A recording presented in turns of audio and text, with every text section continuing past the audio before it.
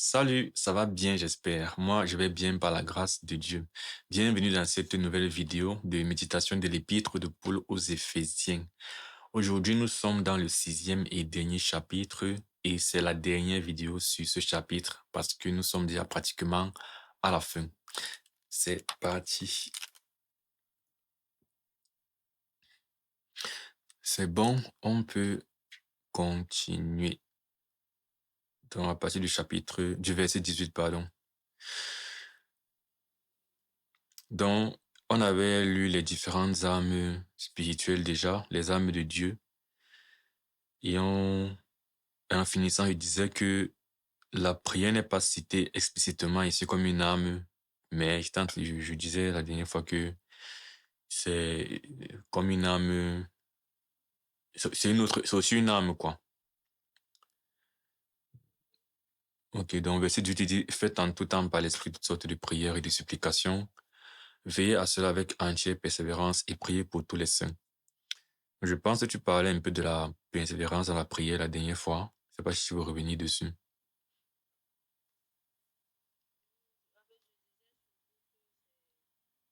Lequel moi j'ai encore du Attends, combat à je faire. ne En fait, j'ai t'écoutais pas encore bien. du travail.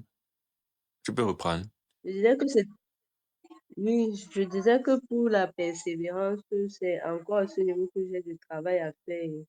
Parce que même quand je prie, je fais toutes sortes de, je crois que j'avais à parler de ça une fois. C'était un peu comme dans le verset qui dit de prier en tout temps, de prier sans cesse, pardon. C'est de Thessaloniciens. C'était un peu dans le sens justement, si mon esprit est toujours dans la prière et autres, maintenant il y a le côté se mettre vraiment, comme on dit dans Matthieu, je crois, d'entrer dans le lieu secret, d'entrer dans sa chambre, fermer la porte, prier et autres, ou même si on soulignait que ce n'est pas obligatoirement physique, c'est quand même un moment précis de prière en fait. Et moi, j'étais en train de souligner que j'ai souvent je sais pas si je vais dire négligence ou facilité à dire que bon, je suis toujours en train de tout recommander à Dieu. Donc, pas, Mais tu ne prends pas de donc moment prendre des précis. temps, oui, prendre des temps précis là, c'est compliqué. Bon, je fais souvent les efforts ou bien je fais souvent selon les programmes, mais je sais que j'ai l'impression souvent que la persévérance là, Mais c'est pas si vraiment justement ça. il dit faites en tout temps par l'esprit, ben je suis d'accord que c'est important. Autant on peut s'asseoir et dire je prends 30 minutes ou 1 heure pour lire la Bible et méditer. Je pense que Oui, pareillement, il faudrait aussi dire je prends 30 minutes pour oui, prier, pour la tu vois. prière. Oui, Mais c'est juste que quand tu parlais, je voyais sur mes yeux tout le temps par l'esprit. Et on parlait en fait de oui, prendre un moment précis. Je me disais, est-ce que finalement, ça ne oui. revient pas effectivement à ne pas forcément considérer l'aspect du moment précis, mais c'est l'idée générale d'avoir les pensées tournées vers le Seigneur en tout temps, de manière à ce que s'il y a une supplication, directement ma pensée est déjà en train de la remettre au Seigneur. Mhm. Et là, parce que là aussi, je voyais que bon, maintenant, à côté, il y a prier pour tous les saints. Prier pour tous les saints qui précisent, par exemple, le sujet, quoi. Et parce que et prier pour tous les saints, moi, j'ai vu ça comme un ajout du côté, euh, à part justement que les pensées soient tout le temps tournées vers le Seigneur. Il y a maintenant aussi prier pour les saints, c'est-à-dire les frères, les personnes qu'on connaît qui sont dans le Seigneur et qu'on peut recommander. Comme lui-même Paul dit souvent qu'on recommande aux nos dirigeants, en fait, ceux Ouais. qui dirigent l'Église, ceux qui sont, oui, appelés à Mais l'évangélisation. c'est Donc, quand même, il le fait. c'est inclus, non? S'il dit de faire en tout temps par l'esprit toutes sortes de prières, ça veut dire tout ce qui existe comme prière, c'était ça qu'il parle. Donc, prier pour les saints est inclus dans toutes sortes de prières, non? Ou bien? Le problème, c'est qu'ajoute bon, le truc, c'est qu'après, il ajoute et prier pour tous les saints. Moi, j'ai donc l'impression que c'est en plus donc de côté, donc, parce que quand même je regarde les moments de prière que je dis là, non. Mhm. que prendre qu'un moment de prière. C'est justement, c'est des choses où je vais dire, je jeûne pour telle situation dans l'église, pour tel frère, pour telle sœur, tu vois, c'est rarement aussi que à ces moments précis, je vais prier. Bon, je peux aussi dire que je prie juste pour rendre gloire à Dieu. Mais je veux dire, c'est par exemple là qu'il va facilement être dans ceci, cela, le frère, ceci. Bon, moi, c'est pour ça, en fait, qu'il prend soin le programme, c'est que je veux prier pour une soeur, je veux prier pour tel, je veux Mhm. prier pour telle situation, pour tel que je suis. Bon, je me dis, c'est pour ça que je dis que le veiller avec à cela avec une entière persévérance, je voyais le côté, il faut toujours être tourné, il faut être dans la prière. Maintenant, et prier pour tous les saints fait que le côté don où je me demande que est-ce que c'est normal que je n'ai pas don, bon, pas que c'est normal, est-ce que je ne dois pas multiplier et préciser des moments de prière? Parce que si je regarde un peu ce que tu as dit pour la lecture, tu vas voir que dans la lecture, il y a la partie qu'on appelle méditation que généralement, je crois que je sais pas si c'est ici qu'on en parlait. La méditation n'est pas là sur le fait, en fait. Quand tu as lu, souvent, le texte là peut te suivre 2, 3 jours, où tu reviens, tu réfléchis par rapport, le Seigneur amène tes pensées à ça. Donc, même la méditation, là, moi, je ne la trouve pas souvent ponctuelle, ponctuelle. Oui, il y a des moments où on va devant le Seigneur, on prie, même ici, quand on échange souvent, après, ça revient soit par un autre verset, soit juste que le partage qu'on a eu provoque ou bien suscite des choses qui font que j'y pense encore. Donc, le côté par la méditation aussi, je ne le vois pas souvent de manière ponctuelle. Non. Je vois souvent qu'on peut méditer sur. Mais c'est quand même vrai que il y a quand même d'abord le moment ponctuel avant que peut-être Oui, ça te revienne. Je veux dire, oui, euh, le fait qu'une idée te suive sur la semaine ou sur des jours, c'est dépendant de quand tu étais assis là, justement, le temps que tu as pris pour réfléchir sur l'idée et pour apprécier un verset et comprendre. C'est ce que tu comprends là qui soit te laisse des interrogations et durant la suite de tes journées, de ta semaine, tu y penses et tu as peut-être des réponses dans d'autres circonstances, dans d'autres lectures, ou c'est que tu as compris un truc. Peut-être la dernière fois, on parlait d'avoir de l'entrain au travail. C'est peut-être déjà, ok, j'ai oui, compris ça. Et maintenant, sur ma semaine, je fais attention à comment je me comporte au travail. Mais c'est quand même vrai que la oui, méditation, justement, à la différence de la prière, tu peux moins dire que tu médites en faisant autre chose, en l'air. Du moins, il faudra au moins le moment où tu t'as assis, tu as considéré la parole, avant qu'ensuite, en avançant dans ta journée, ça revient. Et pourtant, la prière, tu peux par exemple, en partant au travail, dans les transports, tu peux prier, tu vois. Tu peux arriver au oui, travail, même étant assis à ton poste, tu pries. Tu peux, en marchant, être en fait en train de remettre les choses au Seigneur. Mais en fait, je disais au départ que c'est vrai qu'il faut prendre le moment il faut avoir les moments de prière, en fait. Mais que oui, l'interpellation de Paul, c'est justement à toi de prendre ça et d'interpréter à ta sauce. Ça veut dire, lui, il dit, en tout temps, il faut prier.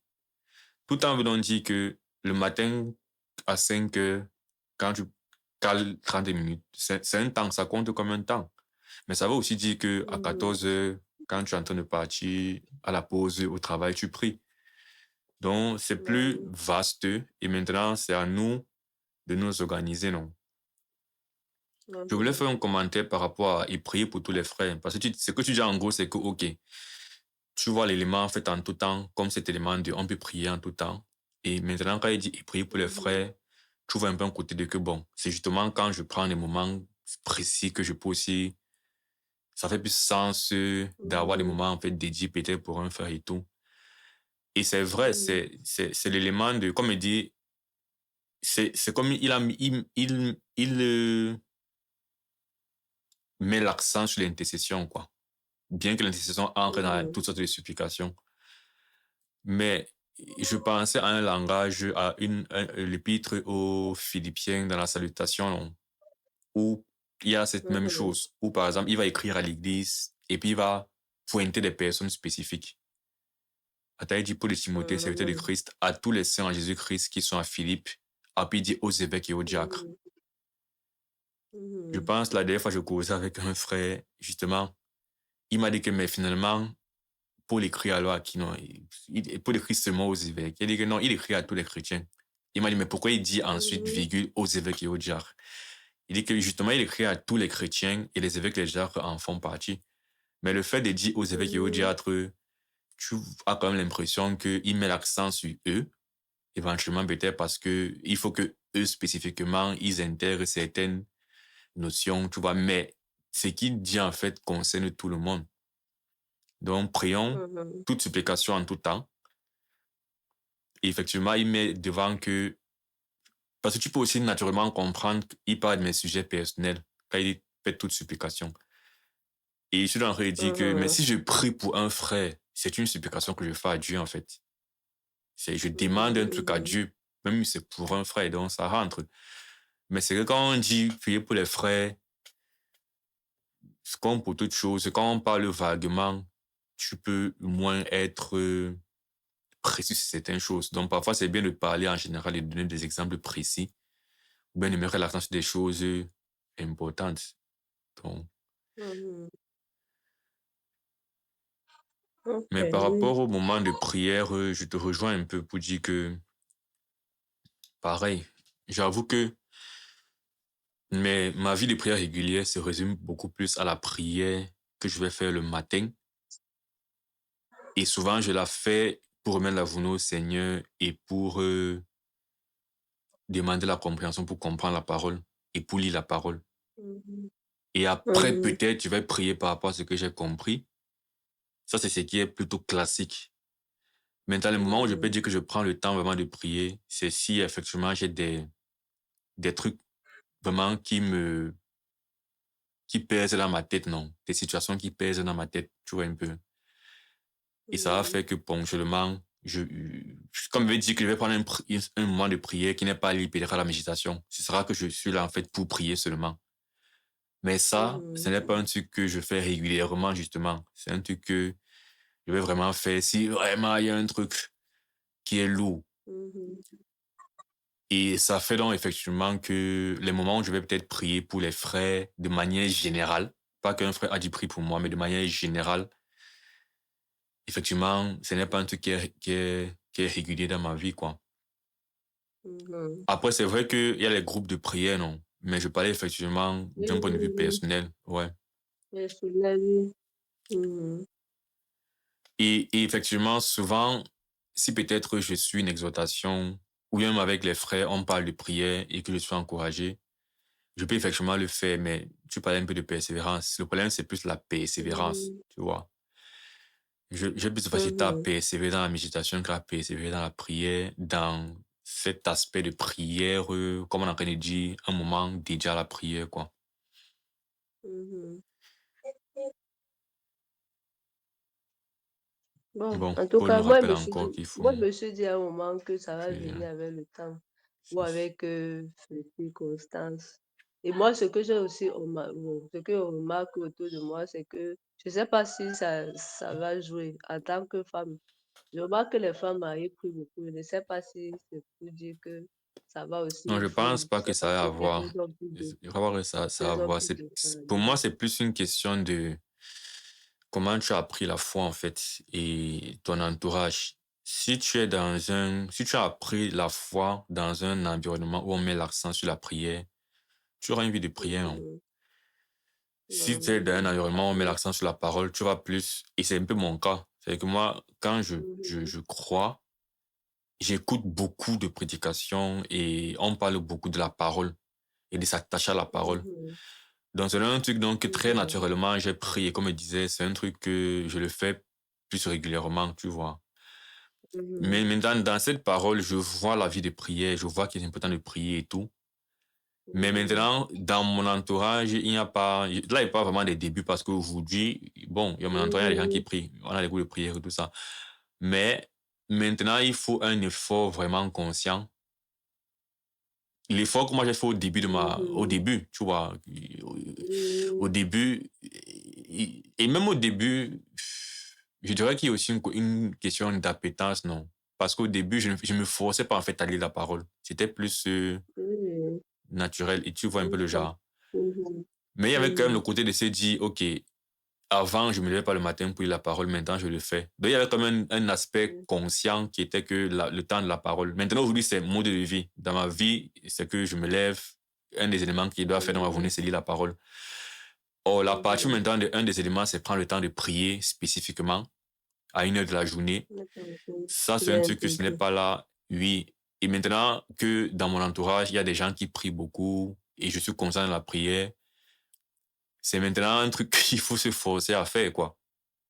Mais c'est Mhm. pas, j'abord c'est lié au mal parce que je connais justement des sœurs qui prient beaucoup, tu vois.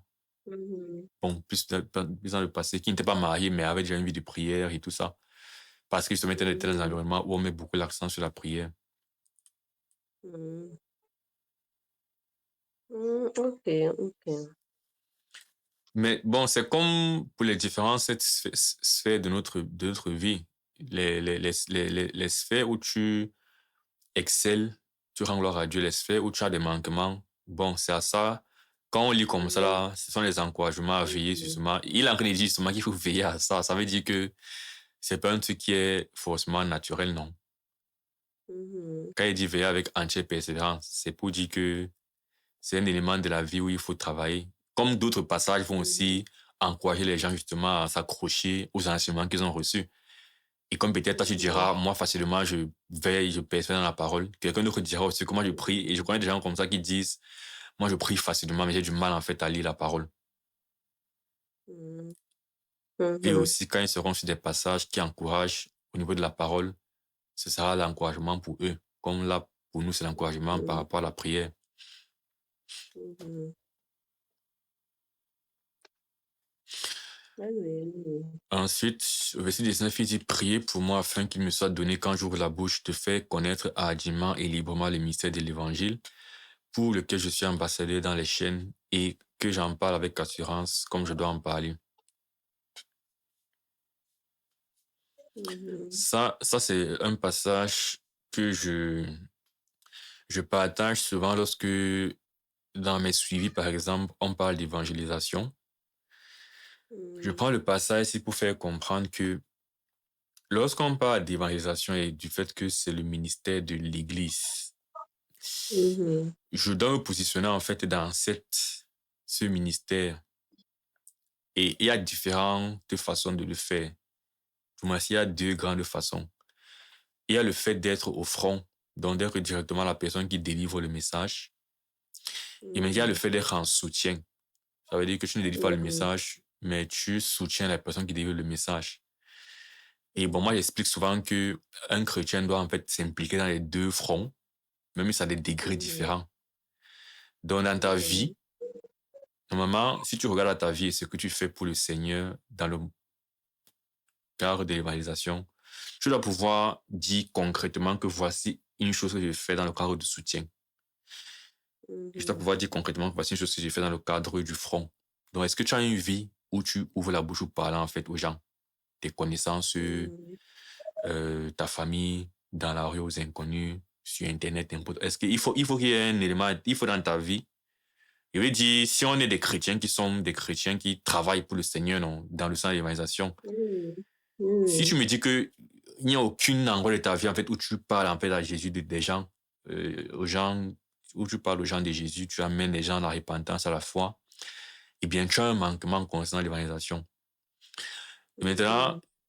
d'un autre côté, si tu n'as pas de soutien du tout de l'évangélisation, que ce soit des frères qui partent te prêcher, que tu pries pour eux, que ce soit des Mhm. organismes missionnaires à qui tu envoies l'argent ou pour qui tu pries, que ce soit, Mhm. je sais pas trop quoi, toutes sortes de manières de soutenir. Mhm.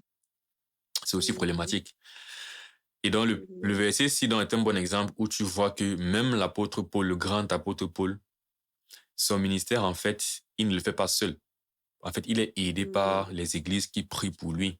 Et ici, justement, il leur Mhm. demande que prier pour quand je...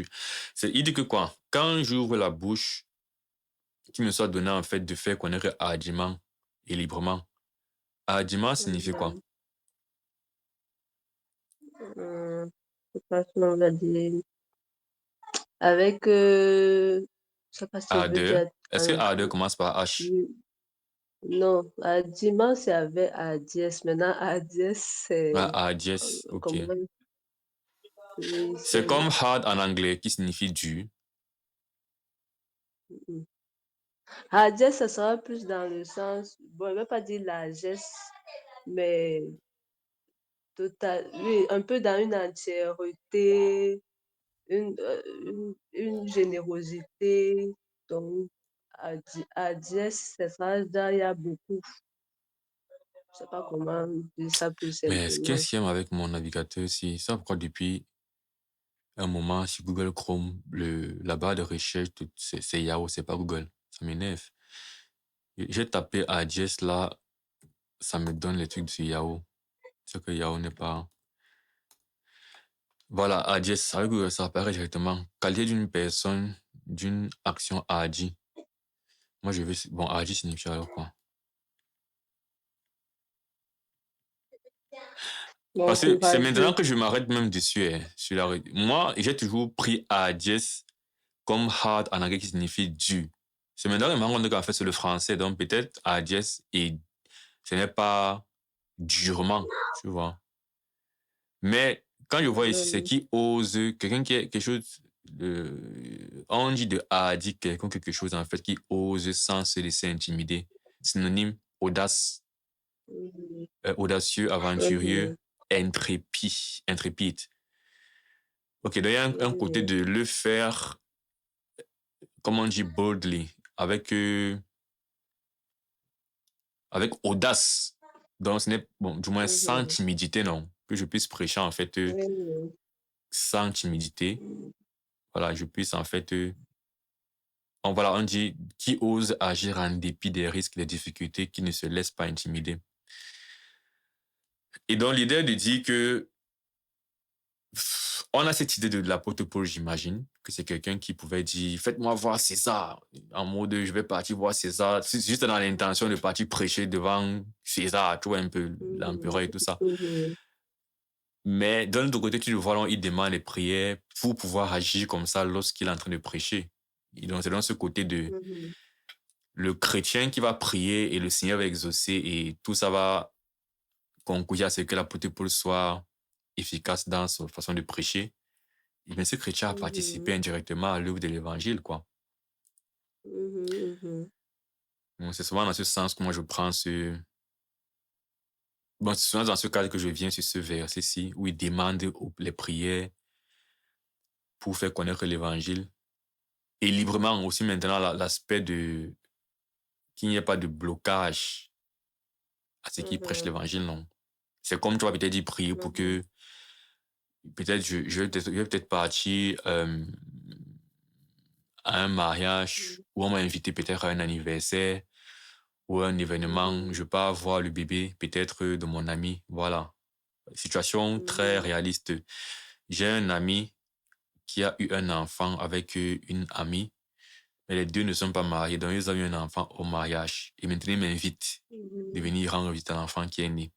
Maintenant, moi, je sais qu'il faut que je soulève la question et je dise, mais ça veut dire que vous avez péché avant d'en arriver là. Vous avez fait quoi du péché? Est-ce que ça a été réglé? Il y a la repentance?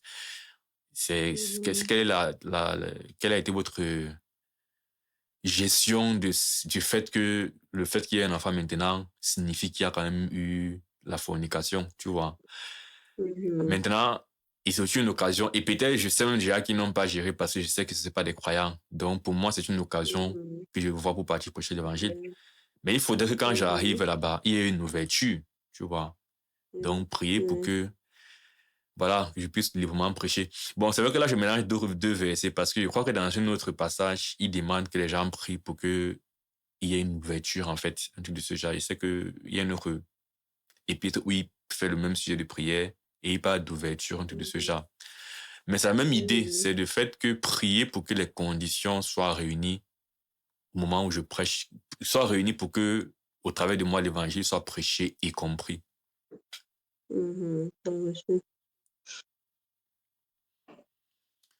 Et donc, moi, il dit souvent ça pour encourager les gens et dit que même si, déjà, tu dois partir parler toi-même, tu dois être en mesure de proclamer l'évangile, de témoigner. Mais si ça peine. Parce que souvent, c'est difficile, on a honte, on a peur, tout ça. Sois déjà vrai avec Dieu et prie même pour que Dieu te donne la force dans ce plan-là. Mais en attendant, prie pour les autres qui partent te prêcher l'évangile et soutiens les autres. C'est un peu comme Mhm. ça que j'utilise souvent ce verset. Oui, oui, et c'est vraiment comme ça que c'est bien de travailler. Bon. À côté de ça, avec le frère avec qui on passe souvent prêcher, quand je vois que des expressions, quand j'ouvre la bouche, il dit souvent, il cite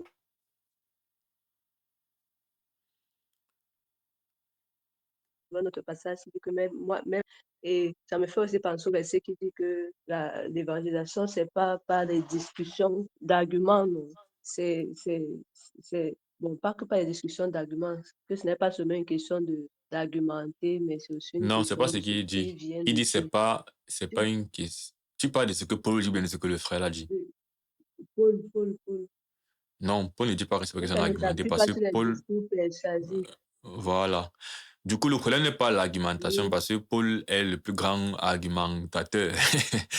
Le problème, c'est plutôt la logique ou bien le Donc, ce n'est pas fondement de sur ça tes que ça arguments. s'appuie. Mhm.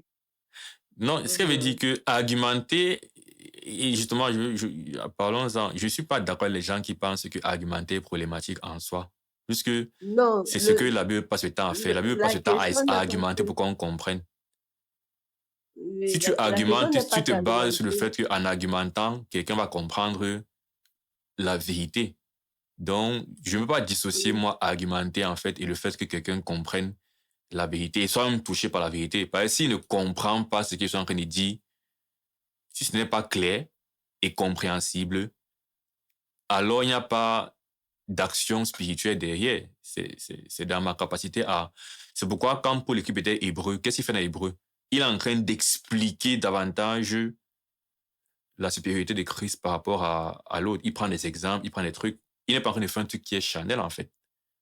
Le problème mhm, que moi je comprends que Paul en train dit, c'est que dans les analogies que je prends, les exemples que je prends, les logiques que je prends, doivent pas être, en fait, ne doivent pas reposer sur une logique humaine. C'est ça le problème. amen. Ou bien sur Oui, un langage fantaisiste.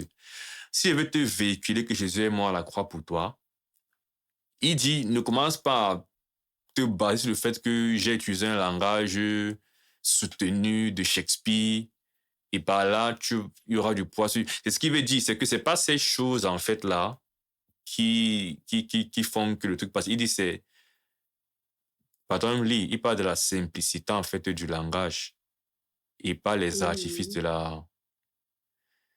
Donc, c'est juste pour dire que pour moi, il y a une nuance entre dire que ce n'est Oui, que ce pas n'est pas les quand je... arguments, mais c'est Voilà, plutôt le fondement de ces arguments. oui. C'est dans 2 Corinthiens 3. Recommander, combien le ministère de la condamnation, en effet, si ce qui est partagé, laisse les que se confesser au Seigneur. Ok, chapitre 4. Si notre évangile est voilé, il est voilé pour ceux qui périssent. Avant ça,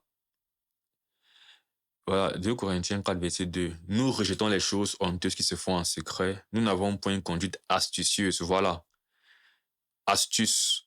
Et nous n'interrompons point la parole de Dieu, mais en vérité, nous nous commandons en toute conscience d'homme devant Dieu. Dans la première chose, c'est l'astuce. Tu vois que c'est une chose de dire, je suis en train d'expliquer à quelqu'un pour qu'il comprenne. C'est une autre de dire, je fais des plans, en fait, pour que les gens comprennent. Je prends un exemple, Mhm. moi, quand je vois astuce, je prends un exemple. Même si c'est discutable, mais c'est dans ce sens que je vois un peu astuce. C'est des personnes qui vont peut-être avoir un biais, il va peut-être imprimer peut-être un verset sur un biais. Et il va, je sais pas trop quoi. J'avais bien tourner sur YouTube.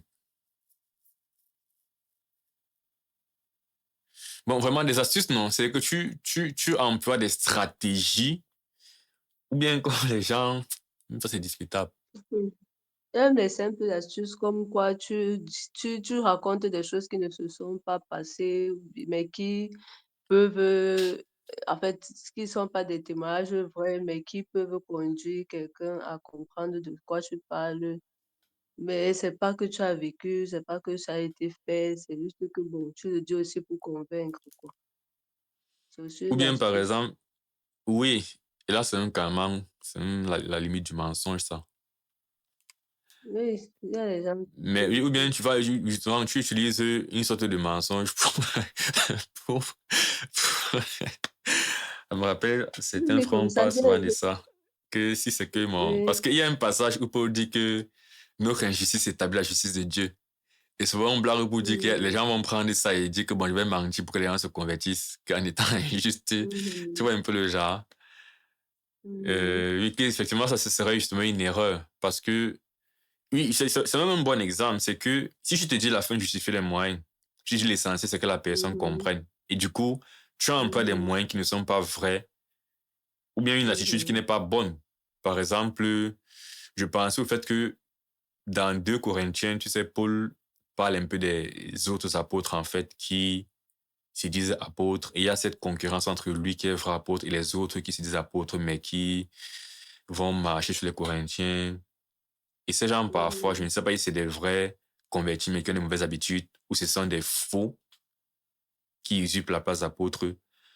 Mais si tu intègres, par exemple, qu'il est aussi en train de critiquer justement ces personnes-là, ça peut effectivement être des personnes qui vont même mentir, par exemple, qu'ils ont un grade, mentir qu'ils ont une relation avec le Seigneur, mhm, mentir, tu vois un peu le mhm, genre, s'il y a des choses. mhm, Et avoir donc des... Parce que quelqu'un te dit, par exemple, que je suis apôtre, je suis pasteur. Et déjà, il ouais, y a un poids derrière ça. Et maintenant, il mhm. dit que peut-être en C'est disant ça aux gens, ils vont être plus ouverts pour m'écouter. Et je vais maintenant les prêcher. Même c'est si je mens, que, c'est même pas grave. Bon, ça, c'est une astuce. Tu vois que là, tu es en train de manigancer les mhm, choses pour que l'évangile passe. Tu vois. oui, oui, Et puis, comme il mhm, disait, le langage, est-ce que tu vas venir dire que, bon, pour que les gens s'y comprennent, il faut que je parle un langage, c'est pas trop quoi. Voilà, je viens d'avoir un exemple. Même si c'est discutable, mais c'est mon avis. On était justement à la prison. Comme il disait, on est parti faire le culte à la prison, tu vois, hier. mhm, Et comme c'est Pâques, et que la tradition française, à Pâques, on s'offre des œufs, tu vois. mhm, les autres C'est un truc que pas. j'ai déjà aussi vu, en fait, en ligne, dans les trucs occidentaux, que ce soit les dessins, les films. Mais c'est une notion que je sais Mhm, qu'ils associent Pâques aux œufs et aux lapins. Je n'ai jamais cherché à mhm. vouloir savoir d'où ça sort, tu vois. Tellement, c'est fou pour moi. Mais C'est vrai que justement, on était là et elle disait justement qu'elle elle va offrir des œufs aux détenus, tu vois.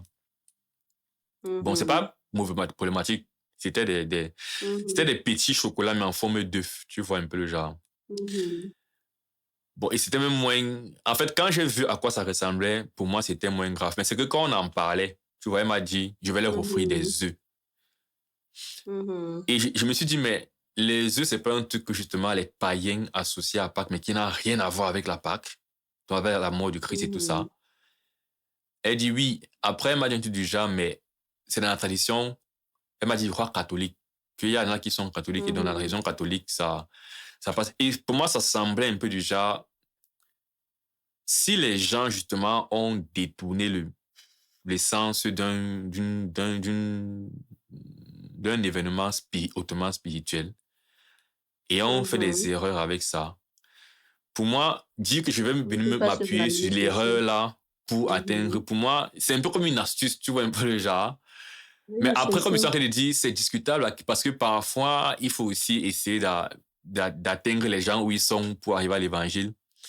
Mais j'essaie seulement de C'est dire ce que qu'il tu as y a très quand bien même dit. une limite où à un moment donné, tu es en train de faire des choses qui sont plus charnelles. Tu te dis qu'en passant, en utilisant cette truc-ci, en fait, c'est comme ça que le message va passer plus facilement. Si en prêchant, Mhm, généralement, voilà. Si en prêchant, généralement, j'ai un t-shirt où c'est écrit peut-être Jésus, l'enfer et tout ça. Et que je sais qu'en mettant mhm, Jésus et l'enfer, ça va sonner. Tu vois, je commence en fait à avoir des principes pour atteindre un résultat qui ne repose pas sur l'Esprit de Dieu qui agit. Mais c'est du genre, si c'est que je mets le mhm. mot-ci et le mot-ci en bas, ensuite, C'est je comme mets comment plus ça va compliqué. faire peur à quelqu'un. Voilà, une autre astuce qui... Ah, puis je parle, puis ces astuces me viennent. Quelqu'un m'a prêché il va être en train de chercher à manipuler les émotions de quelqu'un. Donc, il cherche à dire spécifiquement ce Mhm. qui va créer un sentiment de peur, de tristesse, de machin, truc. Et à manipuler Mhm. les émotions, tu vois un peu le genre. Mhm. Et c'est maintenant là que je pense qu'on est en train de quitter justement sur la puissance du message en lui-même. Où tu veux simplement que la personne Oui. comprenne le message. Tu n'es pas en train de chercher à provoquer une émotion spécifique, un mot spécifique. Mais tu Mhm. veux que le message, en Mhm. fait, arrive dans le cœur de la personne et que ce soit simple, en fait. Mhm. Mais maintenant, dans le fait que ce soit simple, donc, il peut arriver que tu doives, comment dire, break it down. C'est que tu dois simplifier et donner des illustrations simples pour que quelqu'un comprenne. Mais l'intention n'est pas justement Mhm. voilà, mais De c'est vraiment comme manipuler il les dit, émotions. mhm, Mhm. sans conduite astucieuse. Depuis là, je pense au fait que j'ai l'impression qu'ailleurs, il parle aussi de Là, oui. simplicité ou bien de nous n'usons pas de quelque chose. Je sais pas, sauf si c'est le passage, c'est que j'ai mal retenu, mais j'ai l'impression qu'il y a aussi un autre passage où il parle toujours en fait de la façon avec laquelle lui délivre le message. Mhm. Il y a aussi, par exemple, Oui. voici une autre astuce à laquelle je viens de penser. Tu te dis en partant prêcher l'évangile, il faut par exemple que je débarque avec une grosse voiture pour que les gens voient en fait que quand tu sais Dieu, tu as l'argent. Tu vois un peu le genre. Oui. Ce qui me Mhm. fait penser à ça, c'est parce que justement dans la Mhm. suite, il parle du fait que nous portons ce trésor dans des vases de terre. Tu Mhm. vois, il dit au verset 7 que nous portons ce trésor dans des vases de terre afin que cette grande puissance soit attribuée à Dieu et non pas à nous. Tout ce côté de, Mhm. même la forme que j'ai lorsque je suis en train de délivrer le message, il ne faudrait pas que je mette trop dans la forme en me disant que si c'est que ma forme est trop attrayante, ça va convaincre des gens. Parce que plus justement tu Mhm. mets l'accent sur la forme, j'ai un langage qui est trop beau, je suis riche, je suis propre, je suis si. Et intentionnellement, c'est-à-dire quand je m'avais prêché l'évangile, je change de garde-robe parce Mhm. que tu vois un peu le genre. Dans Oui, l'intention que oui. ma garde-robe va contribuer en fait à ce que mon message soit crédible, par exemple. Pour moi, ce sont les considérations Mhm. qui, tu commences j'aime pas à sortir de la puissance et vient de Dieu. Et c'est un peu Mhm. ça. Mais comme il est en train de dire, parfois donc, quand la puissance vient de Dieu, on veut opposer ça à je vais expliquer, argumenter. Ils sont en train de dire que non, Oui. argumenter en soi, si tu as argumenté, tu entends faire que le message soit compréhensible simplement. Argumenter n'est pas un problème. Au contraire, il faut argumenter, vu qu'on passe le temps à lire les épîtres de Paul où il argumente pour nous expliquer des choses. Mais on ne va pas dire qu'il est charnel. Mhm. Mhm. Mhm. Et le texte justement que je citais, c'était un Corinthiens 2, non, verset 4, quand il dit que et ma parole et ma prédication ne reposaient pas sur les discours persuasifs de la sagesse. Ah là, je crois que c'est ça que je pensais. Voilà, Mhm. ça, c'est ça que j'avais au fond de la tête. Tu vois qu'il dit, afin que votre Mhm. foi soit fondée non sur la sagesse des hommes, mais la puissance de Dieu. Mhm. Et ils sont en train de dire Mhm. que, oh, si tu vois ce que Paul entend par sagesse des hommes, eh bien, quand il va dire, si on le voit, parce Oui. qu'ici, il dit un peu le principe. Maintenant, c'est que tu le vois Mhm. parler, en fait, aux gens et prêcher l'évangile, c'est clair qu'il argumente, c'est clair qu'il explique, c'est clair qu'il Mhm. raisonne. Mais la différence, non, Oui, c'est mais il que dit tout justement son que ça ne raisonnement, repose pas. Oui, justement, c'est pas non, par je ne pense pas la que quand sagesse il humaine. raisonne, justement, je ne pense pas que quand il raisonne, il appelle sa sagesse humaine, justement, c'est ça le point.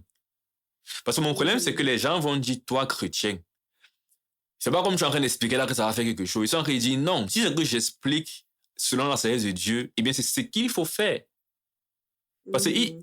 il n'appelle pas sagesse d'homme ce que lui fait quand il parle. Je ne pense pas que quand Paul écrit dans Hébreu, il est en train d'expliquer dans Mhm. Hébreu comment Christ est sacrificateur selon Melchisedec, il appelle ça sagesse d'homme. C'est ce qu'il veut dire justement. Mhm. Pour moi, Mhm. sagesse d'homme, c'est plutôt les réflexions que tu te fais et que tu te dis, selon ce Ça va principe-ci, aider ce que je fais à va aider, oui. comprendre. Voilà, et que le principe Mhm. et la chose dans laquelle que tu as établi ne vient pas justement de ce que Dieu révèle, de ce que Dieu dit. Mais ça vient de, tu as Mhm. pensé comme ça et tu te dis que ça va, comme il parlait, c'est pour ça qu'il parlait de manipuler les émotions. Parce que quand tu dis, bon, je vais Mhm. chercher à faire que la personne soit triste maintenant, là, tu as en réalité dit, le Mhm. principe est que la tristesse est un support qui permet que la conversion Le arrive. téléphone. Si la tristesse vient Oui. parce que tu as dit un genre de mots qui sont blessants, parce que tu peux manipuler les émotions de quelqu'un. Alors, c'est pas un truc de spirituel que tu es en train de faire. Maintenant, je peux Mhm. savoir en principe que quand quelqu'un comprend l'évangile, ça peut l'attrister si c'est qu'il est convaincu. Je Oui. sais ça, tu vois, parce que c'est un principe. Mhm. Mais je cherche à Mhm. faire quoi? À lui parler de la sainteté de Dieu. Je cherche en Ouais. parlant à lui exprimer que Dieu est saint. Et c'est ce que la parole Mhm. demande qu'on fasse, qu'on proclame en fait la sainteté de Dieu. Maintenant, si Mhm. la sainteté de Dieu donc arrive à son cœur, et c'est ça qui le touche et qui le convainc, tu vois que je n'ai rien fait de Chanel en fait. Maintenant, si Mhm. pour faire ça, je lui ai Mhm. dit, dans Isaïe, le Seigneur a dit, on a vu dans Isaïe comment Dieu est tellement saint. Moi, ça me marque parce que même Isaïe le prophète a eu peur d'être frappé devant Dieu parce que Dieu est tellement saint. Dieu n'a pas permis Mhm. que Moïse entre parce que Moïse a désobéi. Tu témoins en fait de qui est Dieu. Tu présentes Dieu à quelqu'un et c'est ça Mhm. qui amène la crainte de Dieu, la tristesse. Tu vois que tu es charnel. Mhm. C'est ça. Donc, je pense il faut nuancer, il faut comprendre que Paul ne parle pas fait du fait que quand un homme parle selon le Seigneur. Il va même dire dans le chapitre 2 plus bas là que utiliser un langage spirituel pour des choses spirituelles. C'est dans quel Mhm. verset? Voilà, verset 13. Il dit, nous en parlons non avec des discours qu'enseigne la sagesse humaine, mais avec ce qu'enseigne l'esprit Mhm. en parlant langage spirituel pour les choses spirituelles. Donc, le problème, c'est pas que Paul ne dit Mhm. pas que quand moi j'explique trop, c'est un problème. Il dit, si c'est que j'explique selon une sagesse humaine, c'est un problème. Moi, j'explique, mais selon un langage, Mhm. selon une sagesse spirituelle. C'est un peu ça le truc. Donc, ce qu'on doit simplement chercher à faire, nous, c'est maintenant, parce que le problème, c'est justement que quoi, que quand je suis en train de parler, parfois je peux penser que je suis en train d'être spirituel, mais je suis en train d'être charnel. Tout ce qui est dit en fait n'est Oui. pas ça, justement, le Seigneur. Mhm. Donc, le travail à faire, Oui. c'est justement d'être dans un travail de fond, de conformité à la pensée de Christ, en fait. Donc, en principe, Mhm. ce n'est pas le jour que je prêche l'évangile que je commence à chercher à cet instant à avoir une sagesse spirituelle, un langage spirituel. Ça fait partie de ma Oui. croissance de chrétien, non? Dans ma croissance de Mhm. chrétien, Oui, il je faut suis que j'apprenne, d'accord. comme il dit au verset 16, qui a connu la pensée du Seigneur pour l'instruire. Oh, nous avons la pensée de Christ. Donc, depuis 10 Mhm. ans que j'ai cru en Christ, si j'ai demeuré dans les enseignements du Seigneur, il y a de fortes chances que 10 ans plus tard, ma façon de penser soit plus proche de la façon de penser de Christ qu'elle l'était avant. Et donc, quand je vais Mhm. parler à quelqu'un et expliquer à quelqu'un selon tout ce que le Seigneur a travaillé dans mon cœur et dans mon entendement, c'est ça qui va ressortir tout simplement, en fait. Tu vois. Mhm. Mhm. À contrario, quelqu'un qui justement ne fait pas ce travail dans sa vie, qui bien qu'il est chrétien, passe le temps en fait à écouter les philosophies des hommes de Dieu qui aussi, au lieu d'enseigner la Bible, enseignent les philosophies. Oui. Ça veut que tu as un Mhm. chrétien, mais qui est rempli de maximes qui viennent du monde, en fait. Les gens qui vont dire que Mhm. chanter, c'est prier 2 fois. Oui. Tu vois un peu. Tu as vu D'accord. dans Mhm. où que chanter, c'est prier 2 fois. Mais c'est ce que j'ai entendu plus quand Mhm. j'étais en Ici, fait c'est à vrai. l'église. Tu vois, voilà. Au point où je vais même parler à quelqu'un et dire Mhm. que, gars, quand tu as des difficultés, chante, pareil, c'est prier 2 fois. Maintenant, Mhm. c'est pas forcément vrai, ça. Je connais pas un Mhm. principe de Dieu Oui. qui enseigne cela. Ça, c'est une sagesse humaine, mais Mhm. qui est déguisée, en fait, par le langage spirituel. D'accord. Ailleurs, il parle du fait qu'il y a des anges, Mhm. il y a des gens qui, il va dire de ne pas se laisser justement séduire par la philosophie des hommes. Il faut retrouver le passage là. Tu vois, le passage où il parle en fait des gens qui, il parle de la philosophie des hommes. Ne pas se laisser en fait séduire par la philosophie des hommes. Ne pas se laisser ravir le prix de la course en tombant dans la philosophie des hommes.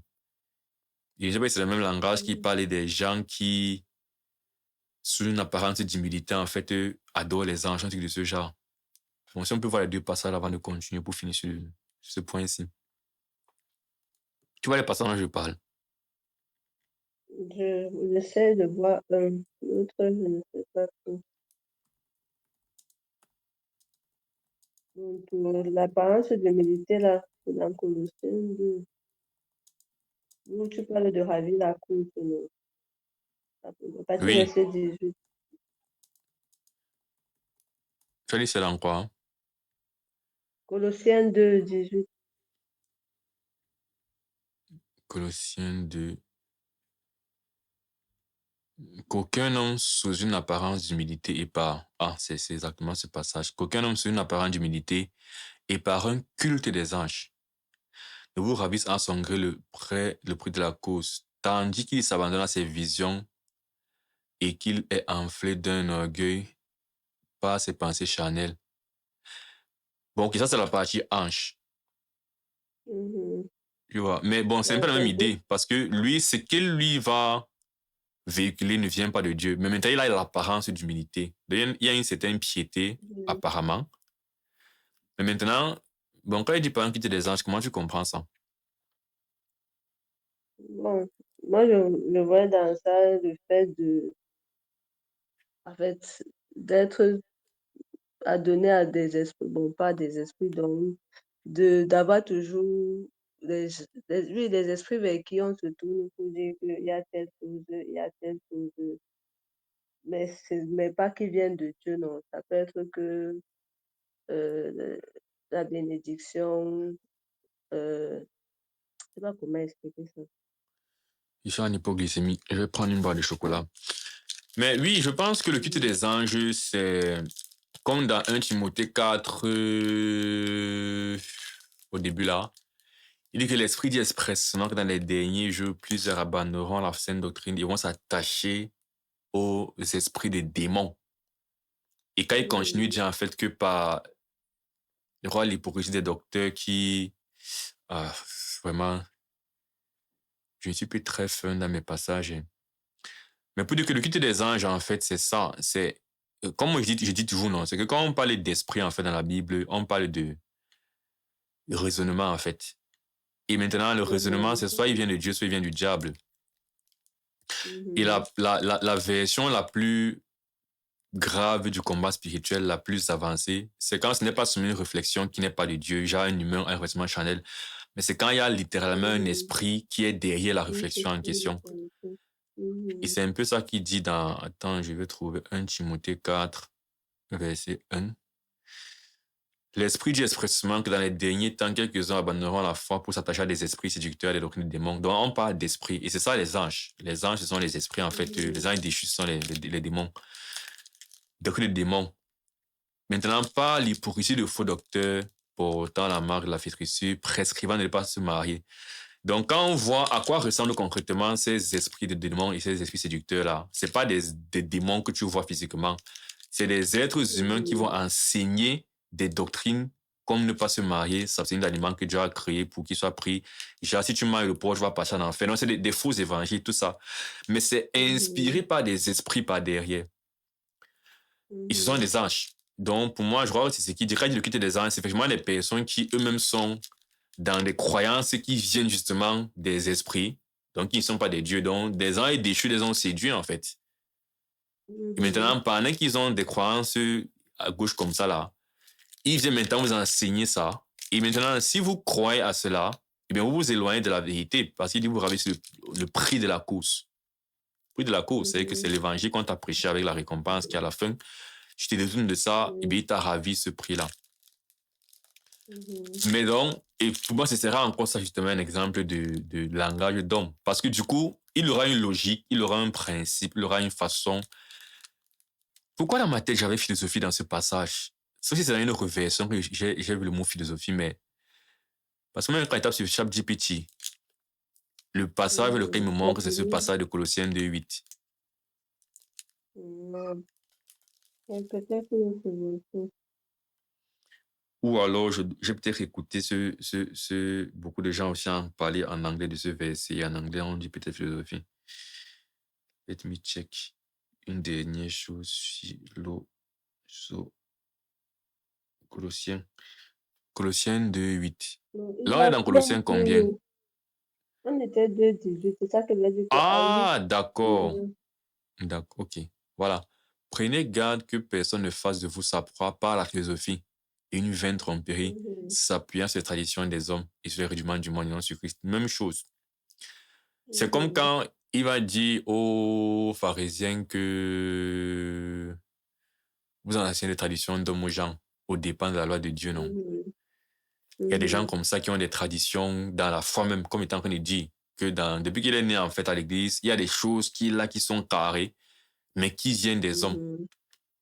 Qu'il faut faire, il faut Oui, se lever, on fait, quand quelqu'un est décidé, on doit faire une minute de silence. Ça vient d'où? oui. Un j'étais à l'église au pays comme ça, on dit, après ma conversion, on dit, levons-nous pour une minute de silence. Réfléchis que la fin, si même, nous sommes comme ça à l'église dans un culte, on se lève une minute de silence. Honnêtement, ça signifie quoi? Ça vient d'où? Tu vois un peu le genre. J'ai pas eu la réponse, mais c'est Mhm. des choses comme ça où tu as des traditions comme ça qu'on fait déjà. Et limite même, si je ne te lève, on peut me dire que tu n'es pas spirituel, que tu as un peut-être péché. Et pourtant, Mhm. ça vient d'abord d'où ça? Bon, c'était un exemple comme ça. Mhm. Mhm. Bon, on était sur Éphésiens. Oui, il parlait de ouais, Éphésiens. Mhm. On parlait de qu'il ouvre la bouche pour qu'il dise avec courage, Ouais, sans timidité, librement la parole, les voilà. mystères de l'évangile. Ouais. Moi, je soulignais surtout ça pour dire que justement, dans le côté, il ouvre la bouche et le mystère de l'évangile qui sort, c'est vraiment pas les choses humaines, quoi. Pas les discours qui viennent de nous, mais vraiment ce que le Seigneur a révélé. Et comme on prie pour qu'il s'attache vraiment à lui. Et moi, je dis que vraiment qu'entre nous, un peu comme tu as parlé des deux pans quand on soit évangélisé, il y a vraiment ce côté-là où quand le frère parle même, souvent tu es en prière que ce soit Mhm, vraiment pas, mhm. pas sa sagesse, pas ses expériences, mais plutôt vraiment le mystère de l'évangile qui soit révélé et que les uns les autres le reçoivent ainsi.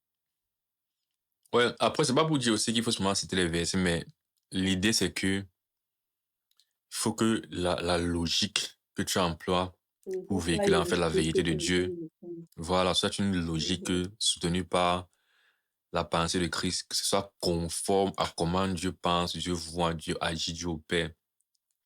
Si tu as eu une Mhm. expérience, en fait, qui vient soutenir peut-être une vérité biblique, Paul le fait. Paul raconte ses expériences dans l'enseignement.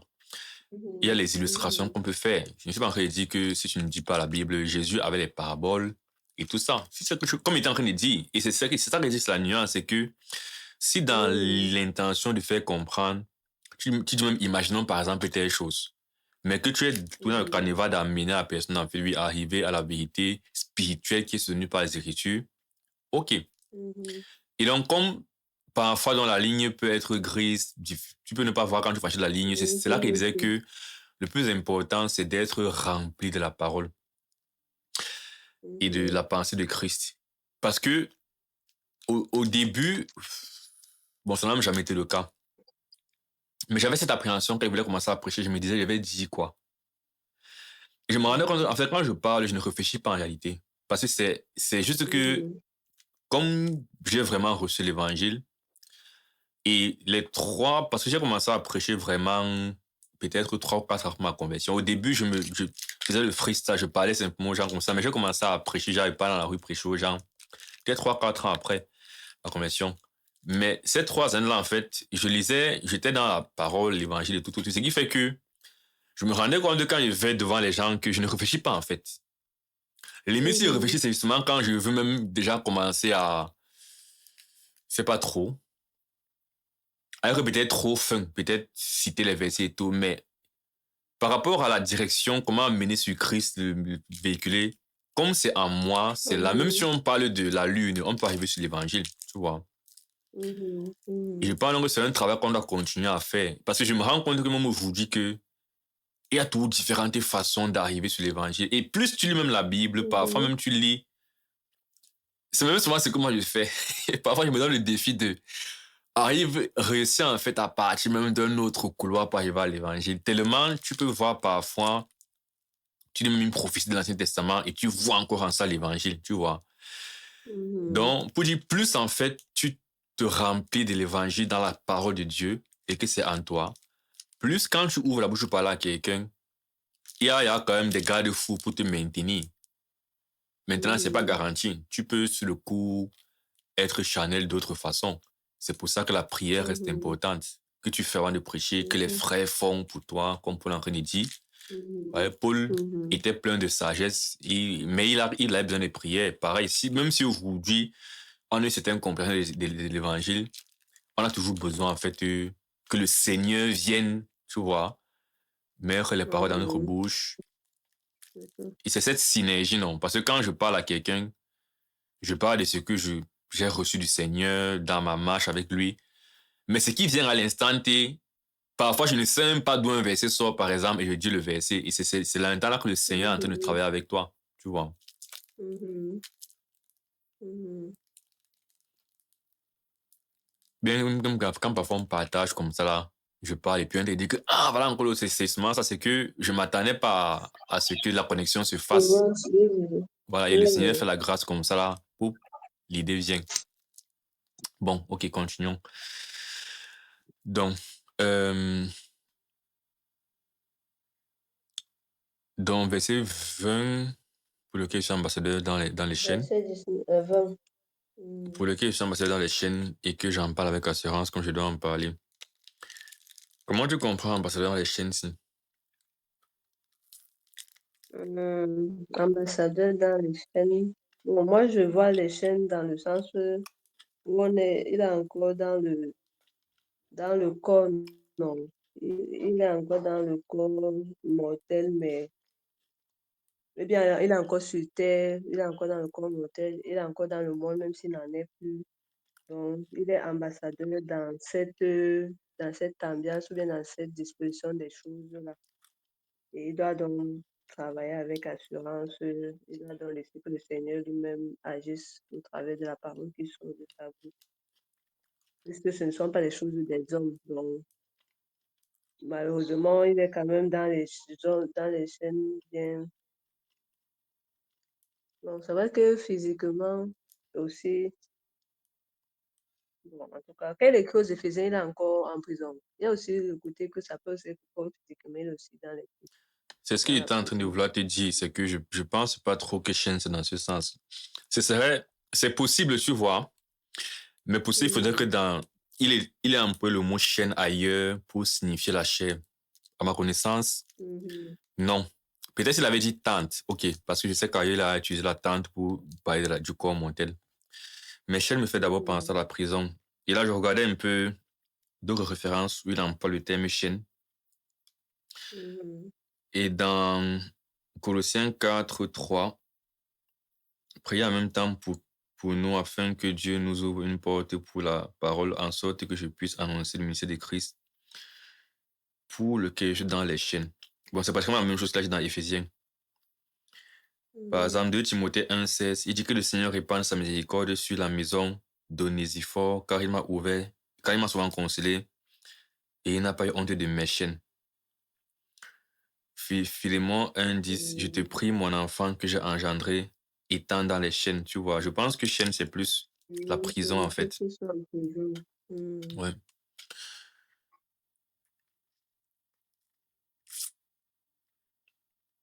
Je regardais aussi au début de l'épître, dans la salutation, il dit Paul, apôtre de Jésus-Christ, volonté de Dieu, et son qui en fait, c'est au fidèle à Jésus-Christ.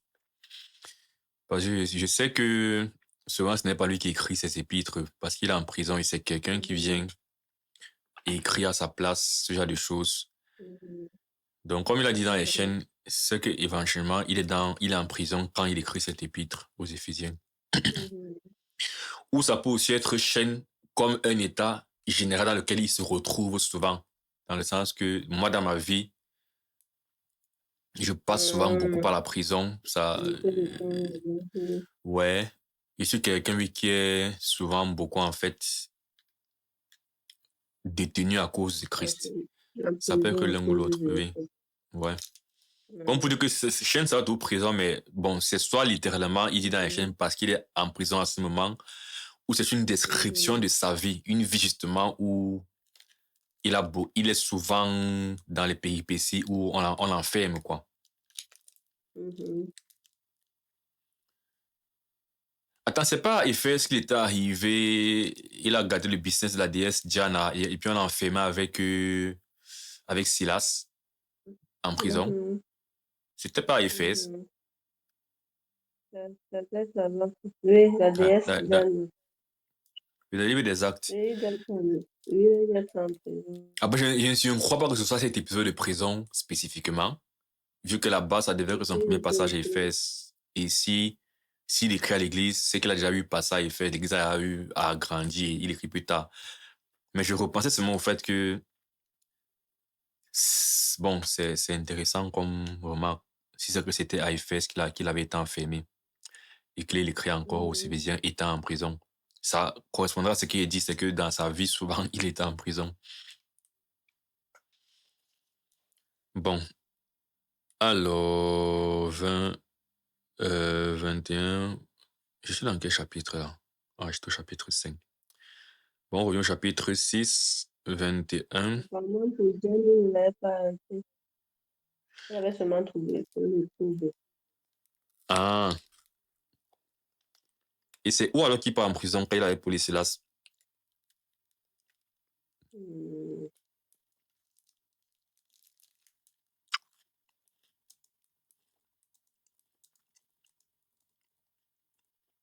En tout cas, non, on va voir ça après.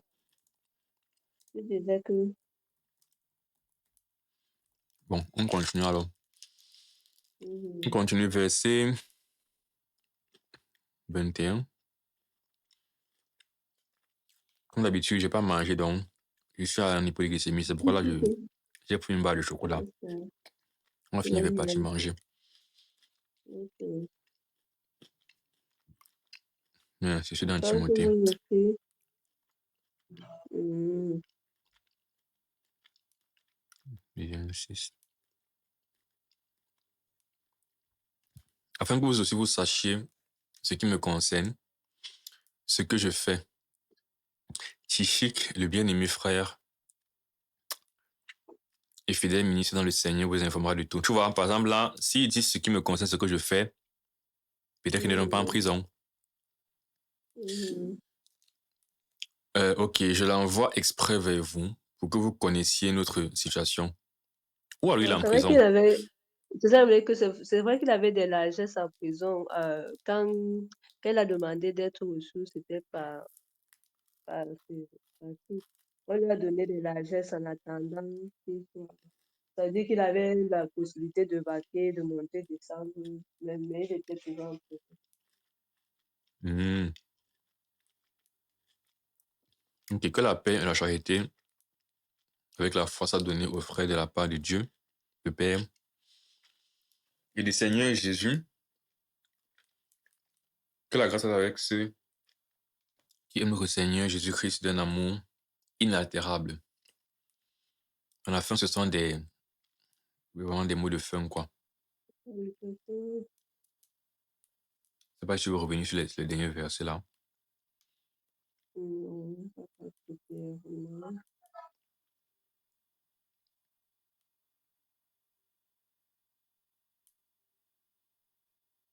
Alors, c'était juste les salutations. Il a précisé un peu comment on disait les personnes à qui il va envoyer un salut.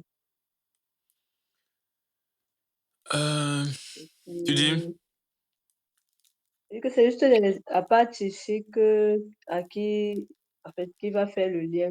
Il a seulement salué les frères en général, mais tous, il n'a pas précisé qui que ce soit. Je comprends Il a pas. encore je dis qu'à part ici, donc, qu'il précise, en fait, qu'il dit qu'il fait le lien entre lui et eux, qu'il va les informer de tout. Non. Le reste, Mhm. c'est les salutations aux frères en général. Il n'a pas précisé, il n'a pas fait un accent précis sur quelqu'un. Ouais. Dans ce cas, on a donc fini enfin avec cet épître d'Éphésiens. Mhm, mhm. Bon, est-ce que tu pourrais résumer les grandes thématiques de l'Épître de Paul aux Éphésiens? L'Éphésiens. Bon, dans Éphésiens, donc, on parle du plan merveilleux, du plan parfait, du plan de Dieu depuis le départ pour l'humanité. Un plan dans lequel il a des élus qu'il attend saint et irrépréhensible pour la fin des temps. Et il nous parle donc, en fait, Paul nous parle, bien parle aux Éphésiens, aux frères d'Éphèse qui reçoivent sa lettre, du fait que eux qui ont reçu l'évangile qu'il a prêché doivent comprendre que ce plan parfait-là les concerne, c'est eux les élus, et ils doivent comprendre ce que ça signifie. C'est comme ça qu'il parle du mystère de Christ. Ils doivent non seulement le comprendre par rapport à ce qui était prévu, mais le voir aussi dans la vie de tous les jours. Donc, dans la vie de tous les jours, c'est qu'est-ce que l'Église, ce que Dieu a fait de ses élus, et qu'est-ce que pratiquement comment pratiquement on doit vivre pour que cette, cette, en fait, cette élection soit visible et propagée à tout le monde.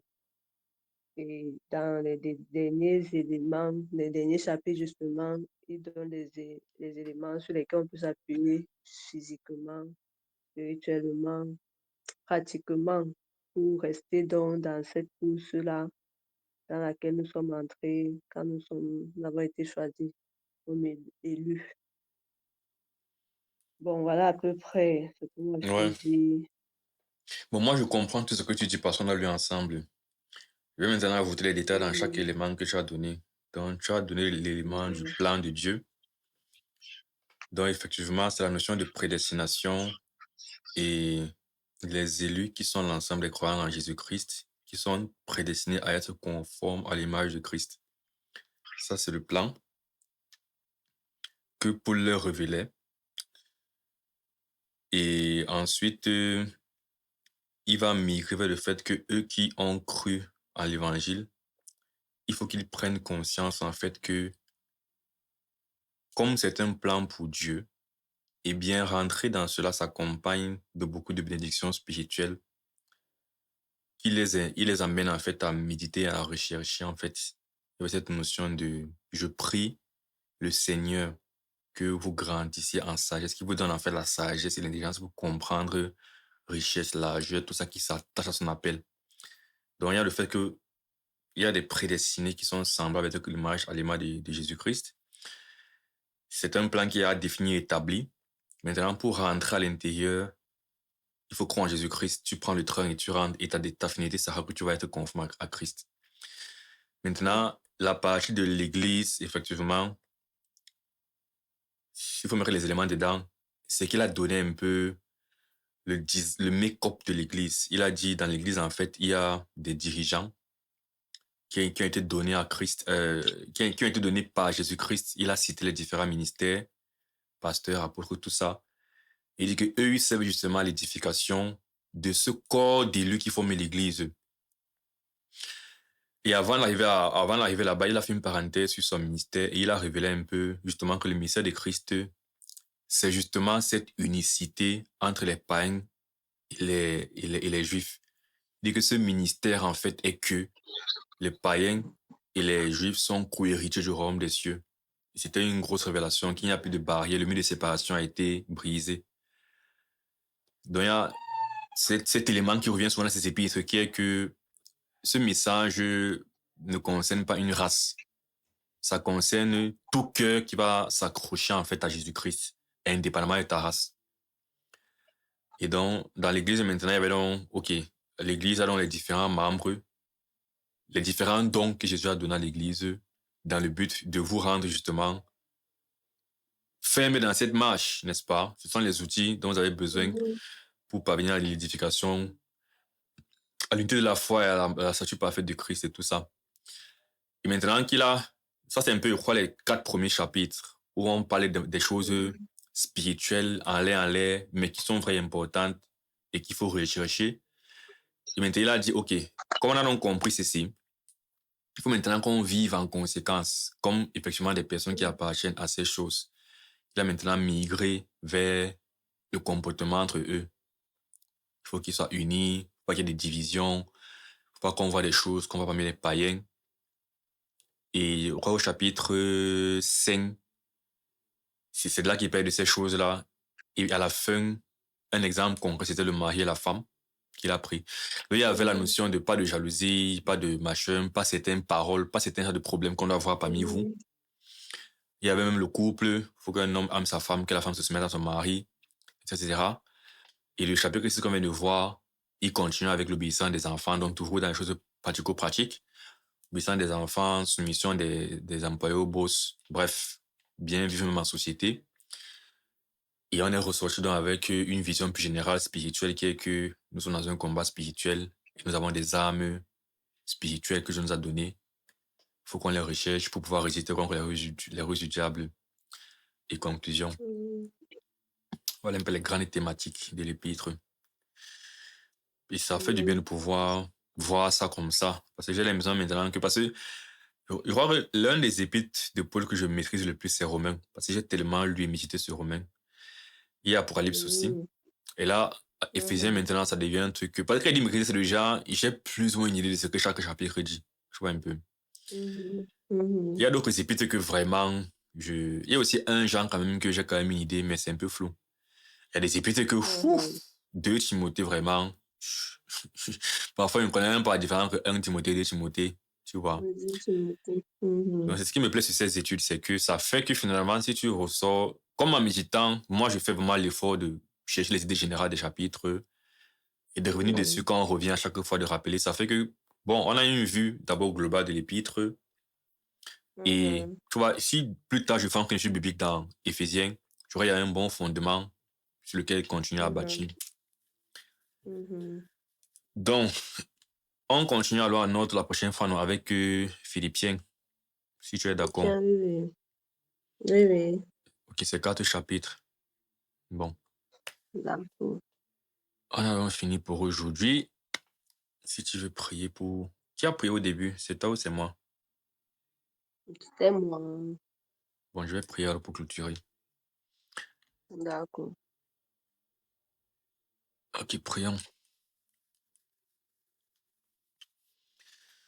Éternel Dieu Père Céleste, je te rends grâce une fois de plus pour ce moment que nous avons dans ta parole. Nous sommes réunis en ton nom et tu nous as promis, Seigneur Jésus, que tu es là quand on s'est réunis en ton nom. Merci pour ce que nous avons pu recevoir par ta grâce. Merci pour tes éclaircissements, pour ce que tu nous donnes euh, comme idée lorsque nous lisons ta parole. Ce que tu nous donnes comme souvenir de ta parole ailleurs pour qu'on puisse faire des connexions et mieux comprendre, Père. Je te rends vraiment grâce et merci particulièrement pour cet épître que nous finissons. Ça a pris du temps, mais nous avons fini quelque chose aujourd'hui. Et vraiment, pour tous les enseignements qu'on a reçus, je te prie de les raviver à notre mémoire, nous les rappeler justement, comme on le disait, que ça devienne des éléments qui font partie de notre entendement et que dans les circonstances de la vie mm, adéquates, on puisse se rappeler en fait de ce que ta parole nous a enseigné, de ton caractère, de tes promesses, et de toutes choses dans cette épître de Paul aux Éphésiens et que nous puissions nous en servir. Prie vraiment que cette prière de Paul-là, que ce soit vraiment un accomplissement dans nos vies, que nous puissions davantage comprendre cette richesse qui s'attache à ton appel, Père, toute la gloire qu'il y a derrière le fait de t'appartenir, d'être ton enfant, de vraiment réaliser que nous ne sommes pas, nous sommes plus des humains, nous sommes même plus sur terre, nous sommes déjà une race, comme l'apôtre Pierre dit, tu nous as fait participer à la nature divine, Seigneur Dieu, par ton Saint-Esprit. Mais c'est des choses qui sont très abstraites et je prie comme Paul priait pour nous, que nous puissions davantage saisir ces choses et que ce soit vraiment des moteurs pour une vie plus spirituelle, une vie plus profonde, Père, dans ce monde charnel. Merci pour les enseignements aussi pratiques par rapport au comportement au travail, par rapport à l'attitude par rapport à notre prochain, par rapport aux autres frères, à l'appel à l'unité, à la paix. Merci pour les âmes spirituelles que tu nous as données, Seigneur Dieu. Aide-nous vraiment à nous en saisir tous les jours parce que l'ennemi est vraiment là, Père. Il continue à nous séduire par toutes sortes de ruses, de séductions, du péché, des mauvaises compréhensions, des mauvaises philosophies et logiques dans le monde et dans l'Église, Père. Aide-nous vraiment à combattre et à être des soldats et à vaincre. Tu dis dans ta parole que La victoire qui triomphe du monde, c'est notre foi, Père. Fortifie notre foi en Jésus-Christ, notre Seigneur et Sauveur, dont nous avons célébré la résurrection aujourd'hui. Merci encore pour tout. Merci pour cette fin de semaine. Je te prie pour la semaine qui commence là.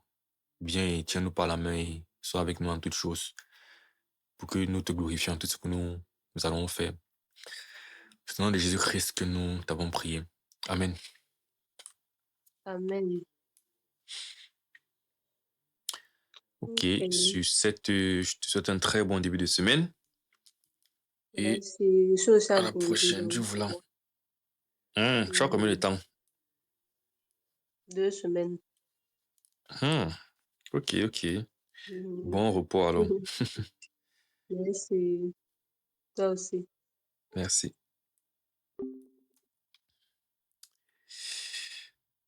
Ok, on a fini. Je n'arrive pas à changer d'écran depuis. Ok, c'est bon. Donc, merci d'avoir regardé cette vidéo jusqu'à la fin.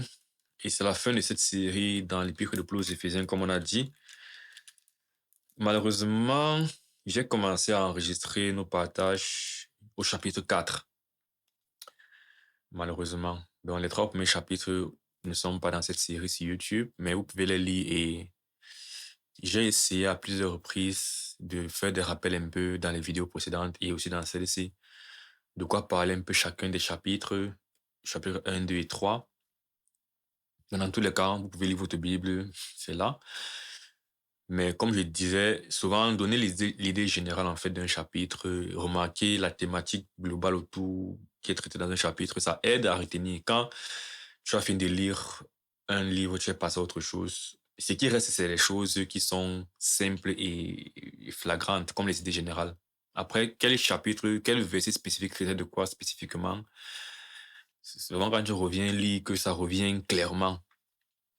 Donc, c'est vraiment, j'aime bien avoir cette approche où je comprends d'abord de quoi parle le chapitre et je retiens d'abord un livre en termes d'idées générales par chapitre avant d'entrer dans les détails. Donc voilà, on se retrouve dans une prochaine vidéo. Dieu voulant, on commencera donc avec l'épître de Paulo Philippiens la prochaine fois. Porte-toi bien, portez-vous bien d'ici la prochaine fois. Que Dieu vous bénisse d'ici là. Ciao.